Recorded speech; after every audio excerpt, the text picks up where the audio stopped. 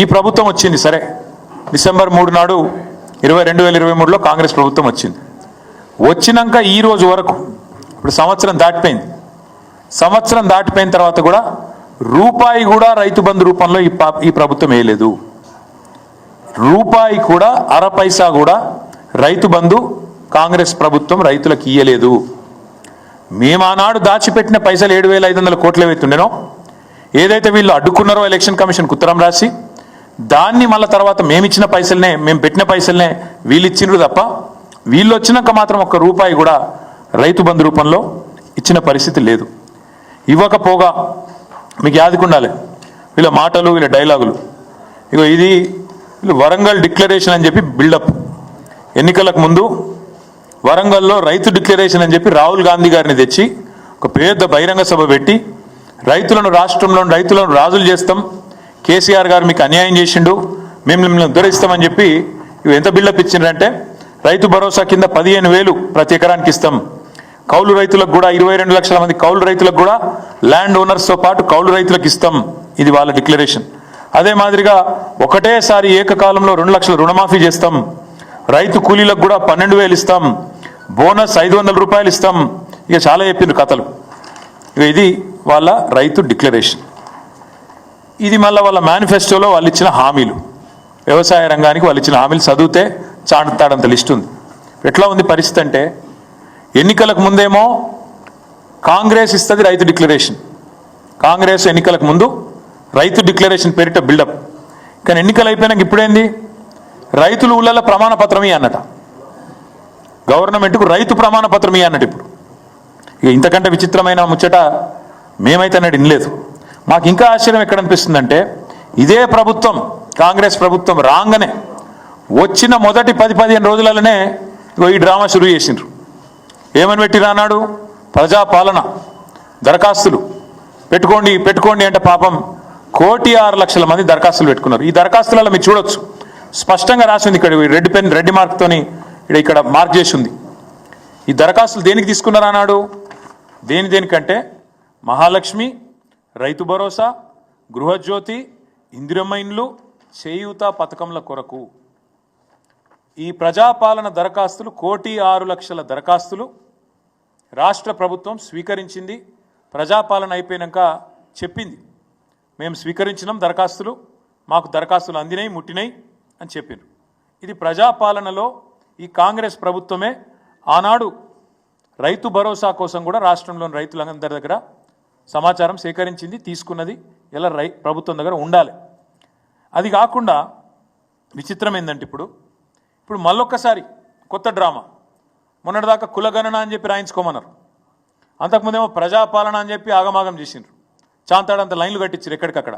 ఇప్పుడు మళ్ళీ కొత్తగా రైతులు ఊళ్ళల్లో ప్రమాణపత్రం ఇవ్వాలి, ఇస్తేనే మేము మీకు పైసలు ఇస్తాం. మేము అందుకే అంటున్నాం, ఆనాడు కేసీఆర్ గారేమో రైతును శాసించే స్థాయికి తీసుకొచ్చిండు. రైతు శాసించాలే, ప్రభుత్వ అధికారులను కానీ, వ్యవసాయ శాఖను కానీ, రెవెన్యూ శాఖను కానీ రైతు శాసించేటట్టు ఉండాలని కేసీఆర్ గారు కలలు కన్నారు. వీళ్ళేమో రైతు యాచించాలే, రైతు అడుక్కోవాలి, రైతును బిచ్చగాని చేయాలి, రైతు అధికారుల ముందు సాగిల పడాలి అన్నట్టుగా వీళ్ళ వ్యవహారం ఉన్నది. ఎంత దారుణం అంటే, ఎలక్షన్లకు ముందు ఈ సన్నాసులు, కాంగ్రెస్ సన్నాసులు, వీళ్ళే కదా అఫిడవిట్లు తీసుకుపోయి దేవుళ్ళ కాడ పెట్టింది. ఆ రోజు వీళ్ళే కదా డిక్లరేషన్లు అని చెప్పి దేవుళ్ళ మీద ఒట్లేసుకొని దేవుళ్ళ కాడ పెట్టి పూజలు చేసి మేము రాగానే మొత్తం చేస్తామని చెప్పింది వీళ్ళే కదా. ఇవాళ ఆ డిక్లరేషన్లు ఏమో మాయమైనవి. ఇవాళ రైతు ప్రమాణ పత్రం రాసి ఇవ్వాలనే ఒక దిక్కుమాలిన విధానాన్ని వీళ్ళు తీసుకొని వస్తూ ఉన్నారు. అందుకే ఈ రాష్ట్ర ప్రభుత్వం రేపు ఈ రైతు భరోసా మీద ఇంతవరకు ఒక్క పైసా కూడా వేయలేదు. మళ్ళీ చెప్తున్నా నేను, కాంగ్రెస్ ప్రభుత్వం వచ్చినాక రైతు భరోసా ఒక్క రూపాయి కూడా మీరు ఇవ్వలేదు. ఆనాడు 7,600 కోట్లు వానాకాలం మీరు ఎగ్గొట్టిండ్రు, మీకు తెలుసు, రైతులకు తెలుసు, మీకు తెలుసు, మాకు తెలుసు. అది కూడా మీరు ఇవ్వాలి. ఇప్పుడు రైతు బంధు రూపంలో వానాకాలం ఇవ్వాల్సిన 7,600 కోట్లు మీరు ఇవ్వలేదు, తప్పించుకునే ప్రయత్నం చేసిండ్రు, వదిలిపెట్టాం. అట్లాగే గతంలో కేసీఆర్ ప్రభుత్వం ఏదైతే 7,600 కోట్లు రైతు బంధు ఇచ్చేందుకు పెట్టిపోయిందో అది మాత్రమే మీరు, అది కూడా 3 నెలల ఆలస్యంగా, అది కూడా 4-5 కిస్తులలో తిప్పించుకొని ఇచ్చిండ్రు తప్ప, మీరు వచ్చినాక మీ ప్రభుత్వం మాత్రం రూపాయి ఇవ్వలేదు అనే మాట వాస్తవం. ఇవాళ నేను ఈ ప్రభుత్వాన్ని అడుగుతా ఉన్నా, ఎవరు ఇవ్వాలి ప్రమాణ పత్రం? నిజానికి మీకేమైనా సిగ్గుందా అసలు? నీ ప్రభుత్వానికి ఎవరు ఇవ్వాలి అసలు? నువ్వు ఇవ్వాలి, నీ ప్రభుత్వం ఇవ్వాలి. ఊరూరా ప్రమాణ పత్రము, డిక్లరేషన్ ఏమని ఇవ్వాలి? నువ్వు చెప్పు. నువ్వు అసలు నీ ప్రభుత్వం రుణమాఫీ చేసింది అని బయట డైలాగులు కొడుతున్నావు. పెట్టు ఊళ్ళల్లో లిస్టు. ఏ ఊళ్ళో ఏ రైతుకు ఎంత రుణమాఫీ అయిందో దమ్ముంటే పెట్టు లిస్టు. ఏ ఊరిలో ఏ రైతుకు నీ ప్రభుత్వం ఎంత రుణమాఫీ చేసింది, ఎన్ని ఎకరాలకు చేసింది, ఎన్ని లక్షలకు చేసింది పెట్టు దమ్ముంటే. ఊళ్ళో పంచాయతీ కాడ, గ్రామ పంచాయతీ ఆఫీస్ కాడ మొత్తం లిస్టు పెట్టు. ఎవరికి ఎంత అయిందో ఎరకైతుంది ప్రజలకు కూడా. రెండవది, ఏమి ఇవ్వాలి నువ్వు? డిక్లరేషన్ నువ్వు ఇవ్వాలి, నీ ప్రభుత్వం ఇవ్వాలి. ఏమి ఇవ్వాలి చెప్పాలి. నువ్వు ఈ ఊరిలో ఎంతమంది భూ యజమానులు ఉన్నారు, ఎంతమంది కౌలు రైతులు ఉన్నారు, రేపు నువ్వు భూ యజమానులకు రైతు భరోసా ఎట్లా ఇవ్వబోతున్నావు, ఎట్లా నువ్వు కౌలు రైతులకు ఇవ్వబోతున్నావు, లిస్టు పెట్టు. డిక్లరేషన్ నువ్వు. మూడో డిక్లరేషన్ నువ్వే ఇవ్వాలి. ఏ ఊర్లో బోనస్ ఎంతమందికి ఇచ్చినావు పెట్టు. ఏ ఊర్లో కాంటా ఎంత పెట్టినావు, ఏ ఊర్లో ఎంత కొనుగోలు చేసినావు, ఎంత జోకినావు, ఎంత కొన్నావు, ఎంతకు నువ్వు పైసలు ముట్టినాయి పెట్టు లిస్టు.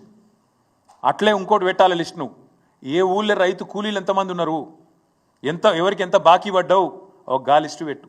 డిక్లరేషన్ ఇవ్వాల్సింది రైతులు కాదు, ప్రమాణ పత్రం ఇవ్వాల్సింది రైతులు కాదు. ఇవాళ ఇమానం తప్పిన ప్రభుత్వం ఇవ్వాలి, నీతి తప్పిన బేయిమాన్ ప్రభుత్వం ఇది. మీరు ఇవ్వాలి ప్రమాణ పత్రం రైతులకు. ఊరూరికి లిస్టు పెట్టు. పెద్దలు ఓ సామెత చెప్తారు, ఒక కుక్కను చంపే ముందుగా దానికి పిచ్చి కుక్క అని ముద్రేయాలి. అట్లయితే దాని సంపుడు అల్కగా అవుతుంది. ఇప్పుడు రైతు బంధు పథకాన్ని కూడా బొందబెట్టే ప్రయత్నం ఈ ప్రభుత్వం చేస్తుంది. ముమ్మాటికి నేను మా పార్టీ తరఫున ఆరోపణ చేస్తా ఉన్నా. రైతు బంధు అనే ఒక విప్లవాత్మకమైన పథకాన్ని బీఆర్ఎస్ పార్టీ తెస్తే కేసీఆర్ ఆనవాళ్లను లేకుండా చేస్తా అని ఎప్పుడైతే రేవంత్ రెడ్డి చెప్పిండో అప్పుడే రైతులందరూ రాష్ట్రంలో అర్థం చేసుకుని ఉండాలి. దీన్ని కూడా ఖచ్చితంగా మింగేస్తాడు కాంగ్రెస్ పార్టీ, దీన్ని కూడా బొందబెడుతుంది రైతు బంధును అని. ఇవాళ నేను అడుగుతా ఉన్నా, నేను మన అసెంబ్లీలో కూడా అడిగినా, మళ్ళీ అడుగుతున్నా. రైతు బంధులో 22,000 కోట్లు పక్కదారి మళ్ళీ అని చెప్పి ఇవాళ బదనాం చేసే ప్రయత్నం చేస్తున్నాం అంత మంచి పథకాన్ని. నేను అడుగుతున్నా, వ్యవసాయ మంత్రి గారు, వ్యవసాయ అధికారులు, అదేవిధంగా రాష్ట్ర ముఖ్యమంత్రి చెప్పు. నువ్వు రేపు క్యాబినెట్లో మొత్తం లిస్టు పెట్టు. ఏ ఊర్లో నువ్వు చెప్పిన 22,000 కోట్లు ఎక్కడ దారి మళ్ళినాయి, అవి ఎవరి ఖాతాల్లో పోయినాయి లిస్టు పెట్టు, ఊరూరికి పెట్టు. ప్రజలు చూస్తారు. మేము అంటున్నాం, ఇది పచ్చి దొంగ మాట. 22,000 కోట్లు దుర్వినియోగమైనాయని చెప్పి నువ్వు మాట్లాడుతున్న, నీ ప్రభుత్వం మాట్లాడుతున్న మాట చెత్త మాట, దొంగ మాట. ఎందుకంటున్నా అంటే, నేను అడిగిన వ్యవసాయ అధికారులను మాట్లాడినా, ఏడుకెళ్ళి వచ్చిందా ఈ నెంబర్ అని అడిగిన. వాళ్ళు ఏం చెప్పారు ఎరికేనా? సార్ ఏం లేదు సార్, ఇప్పుడు పత్తి రైతుంటాడు, కంది రైతుంటాడు, చెరుకు రైతుంటాడు, పసుపు రైతుంటాడు, పోడు భూములు చేసుకునే రైతులు ఉంటారు. వీళ్ళెవ్వరికి కూడా రెండో పంట వండదు సార్. ఆ రెండో పంట ఏదైతే పండలేదో దాన్ని కూడా ఇళ్ళకే నూకినాం అంతా కలిపి. రెండో పంట పండకపోయినా మీ ప్రభుత్వం ఉన్నప్పుడు మీరేం చేసిండ్రు? ఎందుకంటే పత్తి రైతు 8-9 నెలల పంట, అది మిర్చి రైతు 8-9 నెలల పంట, కంది రైతు 8 నెలల పంట. రెండో పంట వేసేందుకు అవకాశం లేదు. పసుపు, చెరుకు, అట్లాగే పోడు, వీళ్ళెవ్వరు కూడా రెండో పంట వేసుకునే ఆస్కారం లేదు. అయినా రైతు మంచిగా ఉండాలన్న ఉద్దేశంతో మా ప్రభుత్వంలో ఆనాడు మేము వాళ్ళందరికీ రెండో పంటకు కూడా పైసలు వేసినాం. పత్తి 44 లక్షల వండుతుంది, 44 లక్షల ఎకరాలలో వండుతుంది. కంది 7-8 లక్షల ఎకరాల్లో వండుతుంది. మిర్చి 6-7 లక్షల ఎకరాలు వండుతుంది. అదేవిధంగా మన చెరుకు, అదేవిధంగా పసుపు 2.5-3 లక్షల ఎకరాలు వండుతుంది ఇవాళ తెలంగాణలో. మరి వీళ్ళందరికీ రేపు ఎగ్గొడతావా? మరి వాళ్ళు ఏమి ఇవ్వాలి ప్రమాణపత్రం? నువ్వు అడిగినట్టు అసలు ఎందుకు ఇవ్వాలి ప్రమాణపత్రం? మేము అడుగుతున్నాం. ఇవ్వాలి ఈ లెక్కలన్నీ దాచిపెట్టి ఈ పైసలు ఏవైతే మేము వేసినామో అవన్నీ దుర్వినియోగమైనాయని చెప్పి క్రషర్లకు పోయినాయి, రియల్ ఎస్టేట్కి పోయినాయి, గుట్టలకు పోయినాయి, రాళ్ళు రప్పలకు పోయినాయి అని అడ్డమైన దౌర్భాగ్య భాష ఏదైతే ప్రభుత్వం మాట్లాడుతుందో ఇది కేవలం రైతు బంధు పథకాన్ని బొందబెట్టేందుకే. రైతు బంధులో ఏదో జరిగింది, తప్పు జరిగింది అని ముందైతే బట్టగాల్చి మీదేసి ఆ తర్వాత ఆ పథకాన్ని బొందబెట్టడమే ప్రభుత్వం యొక్క ప్రధాన ఉద్దేశం లెక్క కనబడుతున్నది. అందుకే మేము రాష్ట్ర రైతన్నలను అడుగుతున్నాం, నిలదీయండి, ప్రభుత్వాన్ని నిలదీయండి, అడగండి ఎందుకు ఇవ్వాలి ప్రమాణ పత్రం. నేను పెట్టిన కదా ప్రజాపాలనల దరఖాస్తు, ఏడవైంది నా దరఖాస్తు అని అడుగుండ్రి. 1,06,00,000 మంది దరఖాస్తు పెట్టిండ్రు ప్రజాపాలనలో. మరి మొత్తం వివరాలు నీ ప్రభుత్వం కాడ ఉండాలి కదా. మరి ఎక్కడ పోయినాయి ఇప్పుడు ఆ వివరాలని? మళ్ళీ ఎందుకు అడుగుతున్నావు? ఎన్నిసార్లు అడుగుతావు?